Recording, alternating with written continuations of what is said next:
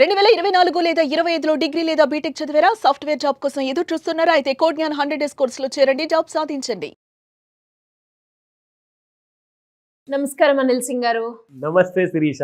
Sir, basic గా మనం ఎందులో అయినా ఇన్వెస్ట్ చేసేటప్పుడు ఎస్పెషల్లీ మ్యూచువల్ ఫండ్స్ లో చాలా మంది ఆలోచిస్తారు, ఇప్పుడు ఇందులో పెడితే నాకు లాభం వస్తుందా, ఇందులో పెడితే ప్రాఫిట్ వస్తుందా అని ఆలోచిస్తారు. కానీ అసలు ఏ పారామీటర్స్ మనం చెక్ చేసుకొని కనుక ఆ మ్యూచువల్ ఫండ్లో పెడితే మనకి ప్రాఫిట్ వస్తుంది అనేది చాలా తక్కువ మంది ఆలోచిస్తారు. సో అలా మనం కనుక ఒక మ్యూచువల్ ఫండ్ని సెలెక్ట్ చేసుకోవాలి అంటే ఏ పారామీటర్స్ని మనం చూసుకోవాల్సిన అవసరం ఉంది? ఈ సంవత్సరం మొత్తానికి 2025 అక్టోబర్ నెలలో one of the top questions ఇది.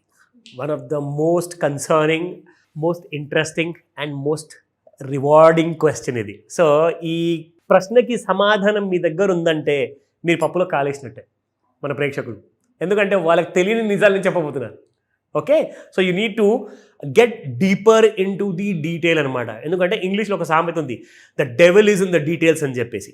సో ఆ డీటెయిల్స్ ఏంటి, మీకు ఎలాంటి కైండ్ ఆఫ్ లాభం జరుగుతుంది అన్న విషయము ఈ వీడియో చూస్తేనే కానీ ఇప్పటిదాకా అవునా ఇంత మనకు తెలుసుకోవాల్సిన ఉన్న విషయాన్ని మనం ఇప్పటిదాకా ఎలా తెలుసుకోకుండా మనము రిటర్న్స్ హై మిగతా మ్యూచువల్ ఫండ్లో చూడగలుగుతున్నాము, కానీ మనం కొన్న మ్యూచువల్ ఫండ్ మాత్రం అంత రిటర్న్స్ ఇవ్వలేకపోతుంది.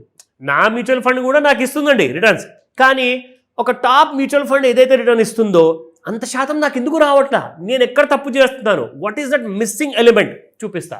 ఇక్కడ ఎవరిది కూడా I'm not doing any publicity here. ఎవరైతే ఎక్కువగా రిటర్న్స్ ఇచ్చారో వాళ్ళ గురించే మాట్లాడుతున్నా, ఓకేనా. ఇక్కడ దాదాపు శిరీష 30% వరకు ఇచ్చిన ఒక మ్యూచువల్ ఫండ్ కంపెనీ ఉంది, HDFC ఫ్లెక్సీ క్యాప్, ఓకేనా. సో మనం ఏంటంటే ఒక సెక్టర్ని, ఒక థీమ్ని ఎగ్జాంపుల్గా తీసుకుంటున్నాం, nothing serious about it or nothing like secret about it. So మనం ఏం చేసామంటే ఫ్లెక్సీ క్యాప్ అన్న థీమ్ ఏదైతే ఉంటుందో దాన్ని మనం ఇక్కడ ఎగ్జాంపుల్గా తీసుకుంటున్నాం. సో చూసుకుంటే ఇక్కడ శిరీష ఈ కంపెనీ మ్యూచువల్ ఫండ్ దాదాపు 30% వరకు రిటర్న్స్ ఇచ్చింది. చూసుకుంటూ పోతే మొత్తము ఇక్కడ మనకు కావాల్సింది 30% ఈ కంపెనీ వాళ్ళు ఇస్తే ఇంకొక రెండో కంపెనీ ఏమో 27 ఇచ్చాడు.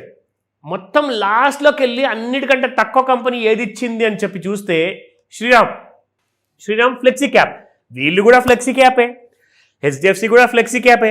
మరి HDFC ఎలా 30% ఇవ్వగలిగింది, శ్రీరామ్ ఎందుకు 16% ఇస్తుంది అంటే, నేను శ్రీరామ్ వాళ్ళు తప్పు చేస్తున్నానని చెప్పి నేను చెప్పట్లేదు, దయచేసి నన్ను క్షమించండి ఒకవేళ మీరు అలా అనుకుంటే. బట్ నేను ఇక్కడ ఉన్న నిజం గురించి మాట్లాడుతున్నాను. I'm only showing you the proof. అది ఎలా, ఎందుకు ఇక్కడ ఒక కంపెనీ తక్కువ ఇచ్చింది రిటర్న్, ఇంకొక కంపెనీ గత 5 ఏళ్లలో మీకు ఎక్కువ ఇచ్చింది. ఆ డిఫరెన్స్ ఇక్కడ మీరు చూస్తే అర్థమైపోతుంది. చూడండి, ఇక్కడ ఫస్ట్ కంపెనీలో వీళ్ళు ఇన్వెస్ట్మెంట్ చేశారు, ICICI బ్యాంక్ అన్న స్టాక్లో కొన్నారు. అది ఎంత కొన్నారంటే పర్సంటేజ్, ఇప్పుడు ఫర్ ఎగ్జాంపుల్ వాళ్ళ దగ్గర ఒక 1000 కోట్లు ఉన్నాయనుకోండి శిరీష, ఓకేనా. ఆ 1000 కోట్లలో వీళ్ళు ఏం చేశారంటే దాదాపు 9.21% వరకు ఆ డబ్బుల్ని ఆ కంపెనీలో షేర్స్ కొని పెట్టుకున్నారు. 9.21%, ప్లీజ్ గుర్తుపెట్టుకోండి ఈ ఫిగర్ని. 9.21% వీళ్ళు పెట్టుబడిగా పెడితే ఇక్కడ శ్రీరామ్ మ్యూచువల్ ఫండ్స్ వాళ్ళు కూడా ICICI బ్యాంక్ కొన్నారు. మరి వాళ్ళు ఎంత పర్సెంటేజ్ కొన్నారు, 5.6% మాత్రమే కొన్నారు. అక్కడ వాళ్ళు 9.21 అయితే ఇక్కడ వీళ్ళు 5.6, అంటే దాదాపు ఒక 3.5% వరకు తక్కువ పెట్టారు పెట్టుబడి. వీళ్ళు ఎందుకు పెట్టారు అది ఆ ఫండ్ మేనేజర్కే తెలుసు, నాకు తెలీదు. బట్ నేను మీకు ఇంకొక నిజం చెప్తా, అది వాళ్ళు ఏంటంటే అది కన్విక్షన్ లెవెల్స్ అంటారు, పారామీటర్ నెంబర్ 1, ఓకేనా. ఈ పారామీటర్తోని వాళ్ళు ఏం చేస్తారంటే, నాకు కాన్ఫిడెన్స్ ఉంది, నమ్మకం ఉంది, ఈ స్టాక్లో బాగా కనిపిస్తుంది, నాకు రిటర్న్స్ ఇస్తుంది అని చెప్పేసి, బట్ ఎందుకో నాకు ఈ కంపెనీలో ఎక్కువ పెట్టుబడి పెట్టాలని చెప్పి లేదని చెప్పేసి ఆయన 5.6% పెట్టాడు. కానీ నిజం ఏంటో తెలుసా, యాక్చువల్గా any company which gives you return కదా, ఆ రిటర్న్ గురించి మీరు తెలుసుకోవాలి అంటే మీరు కొంత ఫండమెంటల్ అనాలిసిస్ తెలిసి ఉండాలి, మూడోది టెక్నికల్ అనాలిసిస్ తెలిసి ఉండాలి. ఇప్పుడు ఒక మాట చెప్తా, ఆ ఫండ్ మేనేజర్ అయితే ప్రతి మనిషికి చుట్టం కాదు, ఆయన రిలేటివ్ కాదు, క్లాస్మేట్ కాదు, పక్కింటి వాడు కూడా కాదు. సో మరి అలాంటప్పుడు ఆయన ఎందుకు తక్కువ పర్సంటేజ్ కొన్నాడు, ఇంకొక అతను ఎక్కువ పర్సంటేజ్ ఎందుకు కొన్నాడు, అందులో రహస్యం ఏంటి అని చెప్పి తెలియాలి అంటే ఈ రెండు మీరు ఇంకొక 2 పారామీటర్స్ చెప్తున్నాను, అదే ఫండమెంటల్ అనాలిసిస్, మూడోది వచ్చేసేసి టెక్నికల్ అనాలిసిస్. ఫండమెంటల్ అనాలిసిస్ అంటే ఎలా చేయాలి, ఒక కంపెనీలో ప్రాఫిట్ ఎంత వచ్చింది, లాస్ ఎంత వచ్చింది, వాళ్ళ బ్యాలెన్స్ షీట్ ఏంటి, వాళ్ళు నెక్స్ట్ 1 year వరకు ఎంత ఖర్చు పెట్టాలనుకుంటున్నారు, ఆ ఖర్చులు ఏంటి, ఇవన్నీ తెలుసుకుంటేనే ఫండమెంటల్ అనాలిసిస్ అంటారు. అయితే సత్యం కంప్యూటర్స్ చాలా సంవత్సరాల క్రితము చాలామంది ఇన్వెస్టర్స్ని ఫ్రాడ్ చేశారు. ఎలా అంటే ఆయన ఏదో కొన్ని 100 కోట్లు 1000 కోట్లు కంపెనీ అకౌంట్స్ బుక్లో ఉన్నాయని చెప్పేసేసి ఆయన అకౌంట్స్లో ప్రాఫిట్లో బ్యాలెన్స్ షీట్లో కొన్ని 100 కోట్లు చూపించేశారు. జనాలందరూ నమ్మేసేసి ఆ కంపెనీ స్టాక్ని కొనేసేసి 400-600 దాకా తీసుకెళ్ళిపోయారు. కానీ అక్కడ నుంచి ఆయన గారు చైర్మన్ గారు ఒక టీవీ ఛానల్ వచ్చి నిజం చెప్పారు. నేను ఇవన్నీ కూడా 8 సంవత్సరాల నుంచి నేను చెప్పిందంతా అబద్ధము, సో నన్ను క్షమించండి అని చెప్పాడు. ఆ రోజున 400 రూపాయలు 600 రూపాయలు ఏదో ప్రైస్ ఉండేది, నాకు సరిగ్గా గుర్తులేదు. బట్ ఎంతవరకు వచ్చిందో నాకు అది గుర్తుంది. ఎంత పడిపోయింది తెలుసా? 6 రూపాయలకు వచ్చింది. 100 రూపాయల్లో ఉన్న షేర్ కాస్త పడిపోయి 6 రూపాయలకు వచ్చిన తర్వాత 6 రూపాయల నుంచి కొనుక్కోవడానికి ప్రయత్నిస్తే అది 80 రూపాయల్లో వెళ్ళి సెటిల్ అయ్యి క్లోజ్ అయింది ఆ రోజు. అదే కంపెనీని సత్యం కంప్యూటర్స్ని గవర్నమెంట్ ఆఫ్ ఇండియా వేలం పాటలో వేరే కంపెనీకి అమ్మిందనమాట. అది ఎవరో తెలుసా?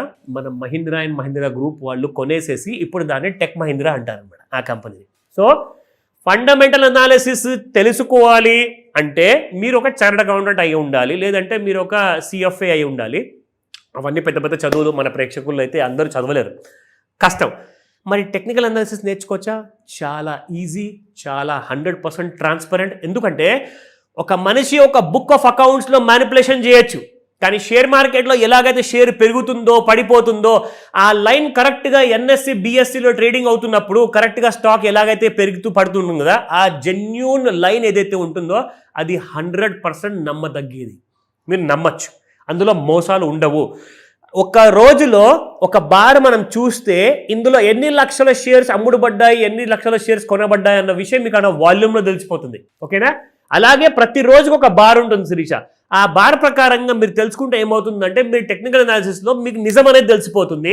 అప్పుడు మీరు కూడా ఈ కంపెనీ వాడతను 5.6 కొన్నాడు కాబట్టి హెచ్డిఎఫ్సి లాగా మీరు కూడా వెళ్ళేసి 9.21% కంటే ఎక్కువగా మీరు కూడా పెట్టుబడి పెడతారు. ఎందుకంటే మీకు ఒక ఫుల్ క్లారిటీ వచ్చింది. సో పారామీటర్స్ తెలుసుకోకుండా మ్యూచువల్ ఫండ్స్లో పెట్టుబడి పెట్టాలి అనుకున్న విషయం మాత్రం చాలా తప్పు. ఒక ఫ్రెండ్ ఫాలో అయ్యాడు, ఒక కంపెనీ వాడు చెప్పాడని చెప్పేసి నమ్మకండి. మీరు మీ హోంవర్క్ చేసుకోవాలి అనుకుంటే మాస్టర్ క్లాస్ అటెండ్ అవ్వాలి, మీరు నేర్చుకోవాలి. పెట్టుబడి పెట్టే ముందు మీరు నేర్చుకుంటేనే మీరు ఒక సక్సెస్ఫుల్ ఇన్వెస్టర్ అవుతారు. లేదంటారా?